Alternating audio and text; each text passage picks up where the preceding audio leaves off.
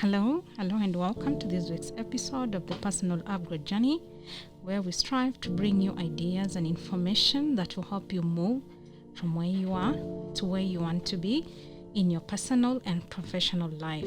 And in this week's episode, we are going to explore D, and D in our A to Z list, we are calling it Honor Your Desires by deciding to work on them.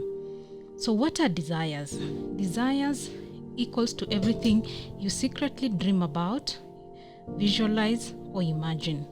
They are not the far-off impractical wishes or impossible hopes, but they are the deep longings that can be said to be spiritual in nature.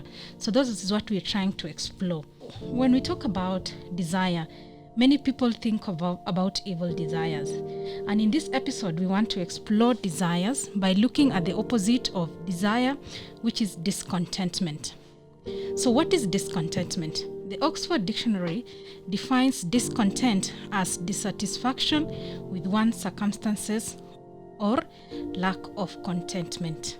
Again, it can be defined as unhappiness caused by the failure of one's hopes, desires or expectations, disappointment, disgruntlement, or letdown or regret. All those things are what we call discontentment, and it's the opposite of desire. So if you want to know more about desires, we have to examine things that we don't like. What are some of these things you don't like? Because the things you don't like will definitely point to the things that you like.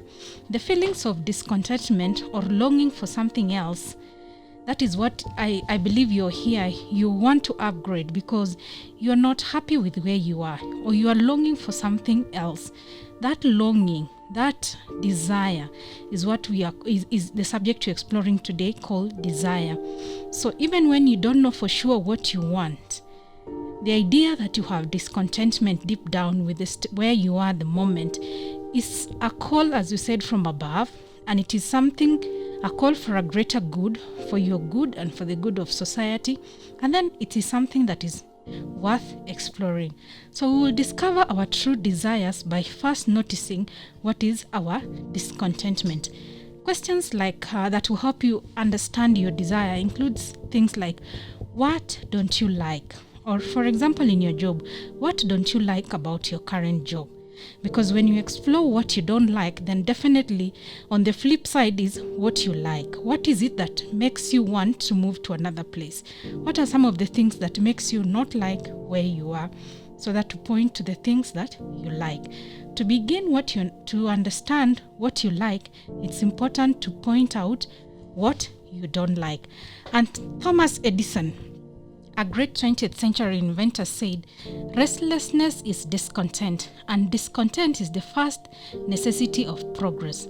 Show me a thoroughly satisfied man, and I will show you a failure." So coming from Thomas Edison, he says restlessness is something that we need to think about, because if you're thoroughly satisfied, then maybe you're just too comfortable in your what we call a comfort zone. So what is desire? But desire, again, is a word many of us don't think about it as a positive word. And maybe for some of us who've read the story of the fall of man in Genesis, when we think of desire, we think of desire as the cause of fall of man. The woman desired something and led to temptation and led to the fall of man. So when we think about desires, we just want to say desires are wrong. Desires are things we don't want to talk about, and we think they are evil. So all the desires we have, we just shut them down. But desires are not bad at all. So what are desires? Desires, we've said, are the deep longing somewhere deep inside you, a place that you cannot touch, but it's a place you feel so strongly.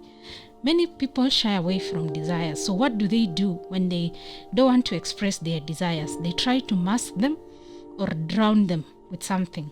But desires are a natural aspect of our nature. They are the pointers to what we really want.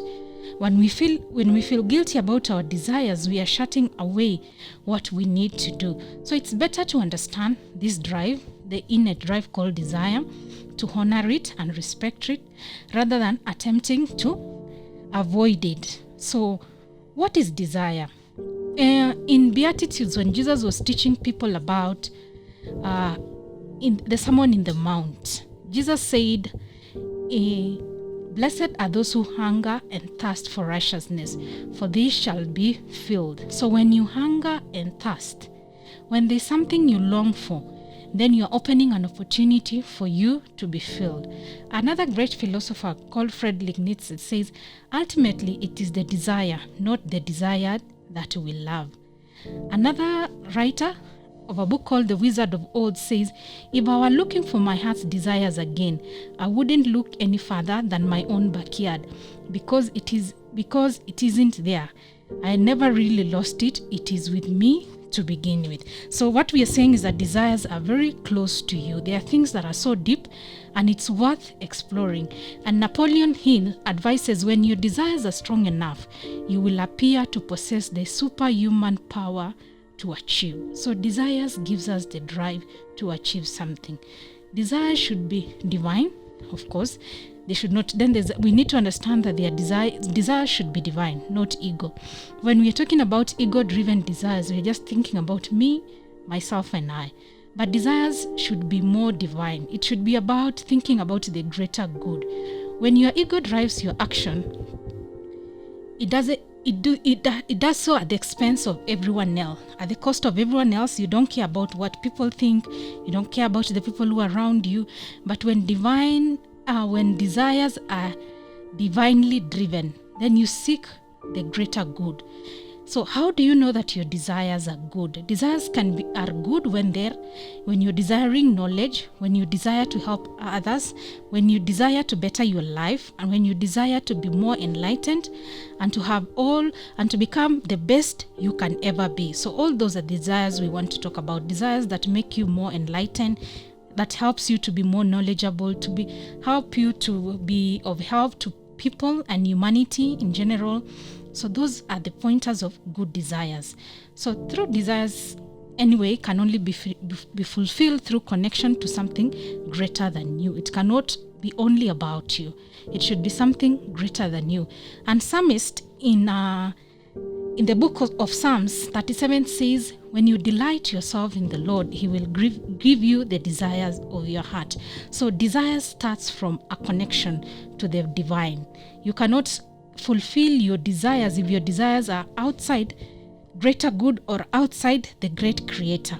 When you believe that you're created in the image of the great creator, like last time, I know many of us believe in God and believe that we were created in the image of God. That is the point where our desires begin.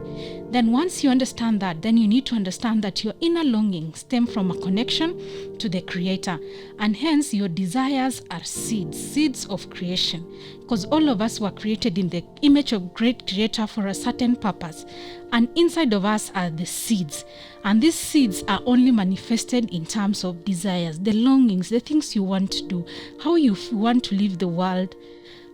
Most of us want to leave the world a better place. So what are some of these things you need to do to make this world a better place? Those are the things we are thinking about. So when you understand that you have seeds inside you, then you cannot be fruitful unless you bring these fruits, plant them somewhere. And planting them somewhere means being of service to people. And then from this that is when you will see the fruits of your desires. So because desires are seeds, then they cannot be kept in a pocket. You cannot lock them down. You cannot drown them. You cannot hide them. You need to find a place where they can be planted to produce fruit. And fruit is about fruitfulness, what we call in Christian terminology, being fruitful, being somebody of value to community. And because these are seeds, because desires are seeds, you cannot hide them. As much as we want to mask them with being a lot busy, some people mask by taking drugs. Just all those things are just things to numb. And that is, if somebody wants to numb their desires because they have something they don't know how to handle. So they decide to be drunk. They decide to be too busy sometimes. They decide to be always on the phone because they're just running away from something that is inside. And because this is a seed, you cannot just hide it. So it's important to listen to yourself. What do you want to do?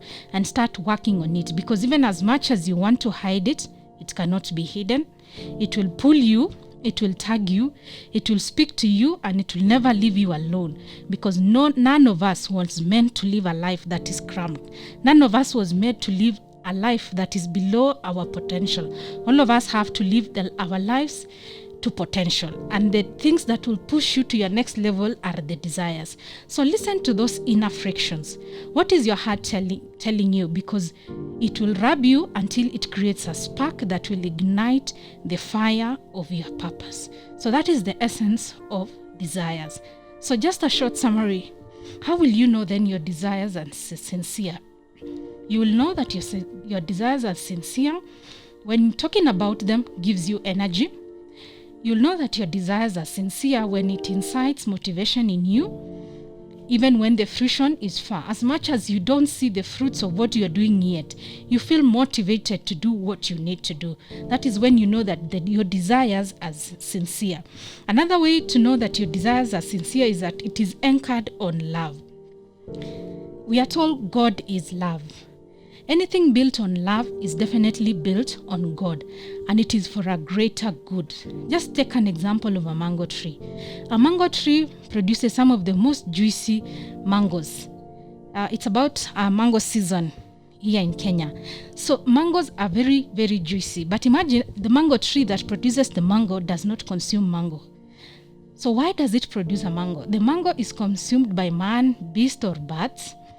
And by consuming the mango fruit, we are able to plant the seed and disperse the seed, and the mango is able to reproduce. The mango's aim is to be able to reproduce after its own kind, which is the mango. So unless it gives us the fruit, it cannot be able to reproduce. And that is why all of us, our work should not be for our own consumption. You should be able to help others, and through helping others, you'll be helped yourself. So your desires again should be able to serve others. If it is just all about me, myself, and I, then those are not sincere desires. Desires should be for greater good. Serve others, and you receive blessing in return. So desire should serve others. It's about making a contribution, and once you've made a contribution, others will contribute to your life. So that is how you know that your desires are sincere. It should give you energy, it should motivate you, it should be anchored on love, and it should be about service to others. So desires will connect you to the right place where you can meaningfully serve. So harness the positive energy, partake on the plan that is in store for you. By doing so, you will be honoring what you don't like and letting in what you like, and this will be for your greater good. Raymond Honley, a writer, says desires create power. Another writer says, ignore what a man desires and you ignore the very source of his power. And then a philosopher called Ralph Waldo Emerson, a 19th century philosopher I like so much, says desire is possibility seeking expression. That's a very beautiful way of summarizing what desire is. Desire is possibility seeking expression. So what you desire are possibilities. They are the seeds, but they are seeking a way of coming out. So honor your desires. Know that your desires are important. So start putting action to be able to bring your desires into fruition. Some of the things you need to avoid so that you can bring your desires into action is stop procrastinating and take action. Another thing is plan for success. Know that success was built inside of you. So you need to plan for your success, because for sure success is in you. And then make the choice every day to stay in alignment with your values. So the things you like, the things that make you awake at night, the things that you value most, those are the things you need to start working on, because those are the desires. And then know that you can have your dream life, the life that you dream about. The idea that you can conceive it means you can achieve it. So start thinking about the dream life, the things you want, the things you dream, the things you desire. Believe that it is possible and know that you can have it. And then, as always, do the work. And we say do it slowly by slowly, one action at a time. And for sure, by honoring your desires, you'll be connecting to the real you And as Raphael Waldo says, desire is possibility seeking expression. So harness your positive energy to partake in the plan that is in store for you. In doing so, you will be honoring your desires and letting it lead you towards your greater good. Thank you again for listening. I'm your host Winnie, and remember to subscribe to my YouTube channel Winnie Tanui so that you don't miss any of our episode, and hope to see you next time as we think about our next episode, E, and E we are calling it Make Excellence an Habit. So hope to see you next time. Thank you.